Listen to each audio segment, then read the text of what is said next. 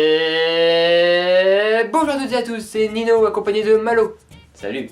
Aujourd'hui on se retrouve pour une vidéo pas du tout comme d'habitude. Vous avez sans doute remarqué que maintenant tous les épisodes de Traveler of the Vortex sont sortis. On a décidé donc de faire une vidéo qui résume en quelque sorte tout ce qu'on a fait pendant tout ce temps de tournage de Traveler of the Vortex. En vrai c'est une vidéo remémoration. Une sorte de débrief. Et on va aussi parler globalement de tout ce qu'on a vécu et on va aussi pas mal vous remercier et remercier diverses personnes. Ino voulait commencer déjà en expliquant quelle était à la base Traveler of the Vortex. Exactement.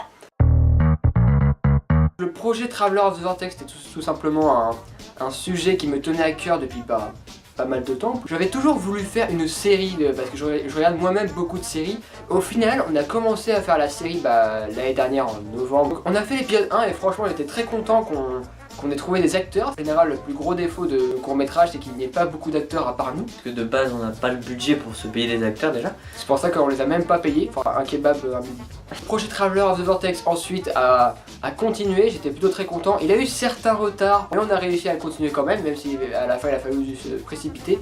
Je vais revenir sur certains points que vous nous avez parlé pendant le live. Vous nous demandiez à l'époque combien il y aurait d'épisodes et vous en vouliez quand même beaucoup. Donc vous avez pu remarquer qu'il y en a eu seulement 8. La base en novembre dernier, donc novembre 2016, tu voulais en faire 15. Et après il a appris qu'il déménagerait sûrement à l'île d'Oléron. Voilà. Et que donc après les grandes vacances on n'aurait plus la capacité de filmer.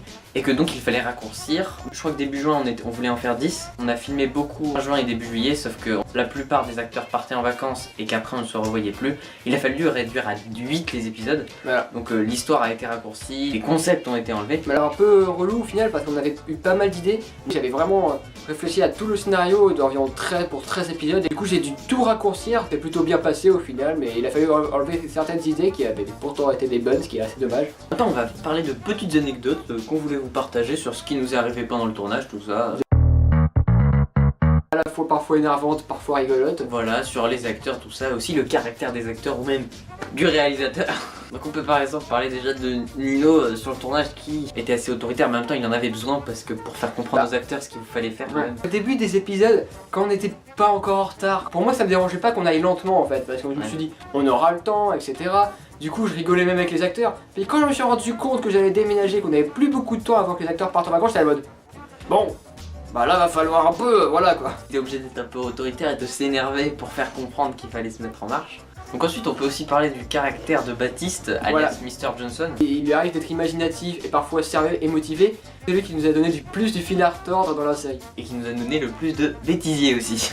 Baptiste qui peut être un très bon acteur quand il veut et qui peut se mettre au boulot quand il se rend compte qu'il faut.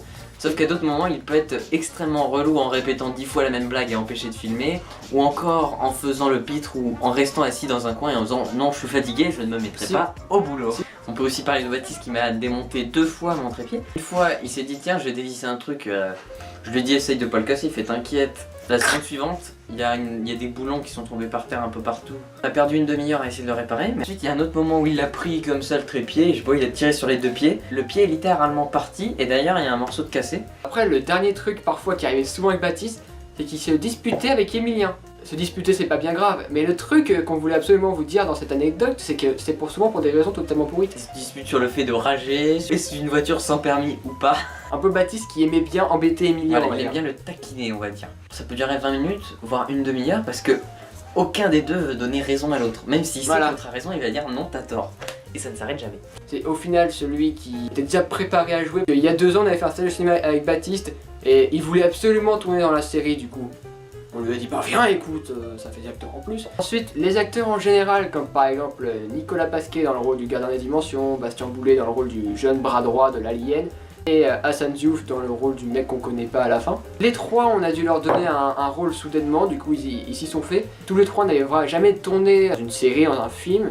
Mais finalement ils sont bien débrouillés. Emilien, qui lui non plus n'a jamais tourné et qui pourtant s'est vachement bien débrouillé dès le premier épisode, ne devait de base pas avoir ce rôle. En bref, on avait dit à Baptiste de venir pour le rôle, normalement il devait que avoir Baptiste, mais Emilien était avec Baptiste ce jour-là, du coup, bon on voulait pas le laisser seul, du coup il est venu avec nous, et finalement c'est là qu'on lui a donné un rôle un peu plus important. Hassan Diouf ne voulait pas du tout tourner dans la série de base, il voulait juste y assister. J'ai vraiment insisté et finalement il a rejoint ensuite une mini apparition de Jim Bréant. De base, ça devait être encore un de mes potes. Je me suis dit que ce serait sympa de rajouter une présence adulte au moins une fois dans la série, parce qu'au final il n'y a eu que des adolescents. Il a finalement très bien joué. Il a d'ailleurs mis des lentilles.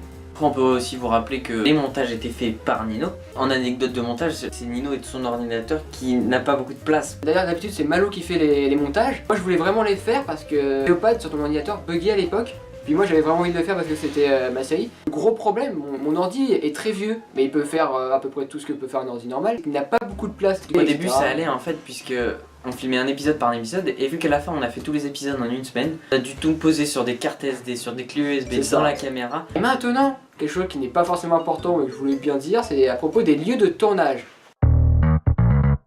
Beaucoup de personnes ont demandé où est-ce qu'on tournait. Contrairement à dans nos courts-métrages, on a tourné dans beaucoup d'endroits différents. Dans la banlieue, vers les maisons justement des autres acteurs, etc. Ça fait partie des projets dans lesquels on s'est le plus baladé en quelque sorte. Ce projet nous a pris beaucoup de temps, des heures de montage chacun, des journées entières de tournage puisqu'on passait beaucoup de temps pour le tournage. Aussi beaucoup de temps passé à aller d'endroit en endroit, il est même allé à 500 km d'ici. Oui c'est vrai, je suis allé à 5 heures de notre vie en route, hein, juste pour ça. Bon, l'île d'Oléron est une île assez sauvage pour les plages, donc je suis allé à un endroit que j'aimais bien pour tourner, où j'étais souvent allé quand j'étais petit. Et ça rendait bien, même si j'étais tout seul à filmer du coup quand j'étais à l'île d'Oléron. Nous sommes aussi allés, n'appelez pas la police, dans un endroit abandonné, sauf lui. Et Hassan. C'était un collège abandonné mais avec une église abandonnée à côté. Après il y a d'autres moments aussi où on a eu quelques petits problèmes, quand par exemple Nino a été malade. Pour le dernier épisode. Le dernier jour de tournage, donc un peu un jour exceptionnel. Juste ensuite, pour l'épisode 8, je voulais aller dans un autre endroit, une usine abandonnée, mais donc j'étais malade.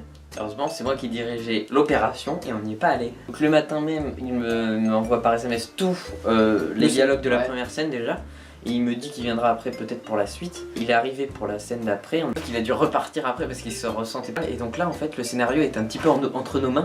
Le scénario ça se trouve n'aurait pas été le même s'il avait été là en fait. Ça devait donner quand même les grandes lignes, mais on a un peu créé notre propre combat avec le cyborg. Ensuite en tant que caméraman on a été plusieurs. Globalement c'était Nino qui s'occupait de la caméra. Le combat du cyborg c'était moi, le combat entre lui et Jack c'était moi dans le garage.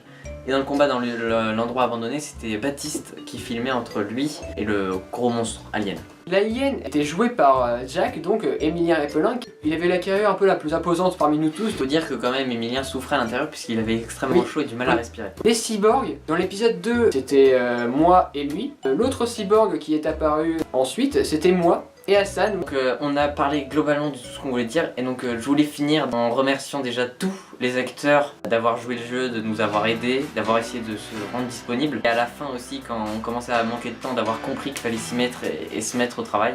Je remercie aussi tous ceux qui ont regardé la série avec attention. On remercie ceux qui ont commenté et qui nous ont donc encouragés et soutenus pendant tout le projet. Et aussi ceux qui mettaient des commentaires très constructifs avec les points positifs et aussi mettre des points négatifs parce que ça nous aide, on comprend ce qu'il faut améliorer. Je remercie tout ce monde, c'est très sympa de votre part. On espère que ça vous aura plu et que vous continuerez à regarder les vidéos et à apprécier ce qu'on fait. Aussi merci Nino pour ce scénario, merci pour les montages. Et merci à toi du coup de m'avoir fait confiance alors qu'au final tu n'étais pas non plus au courant du scénario.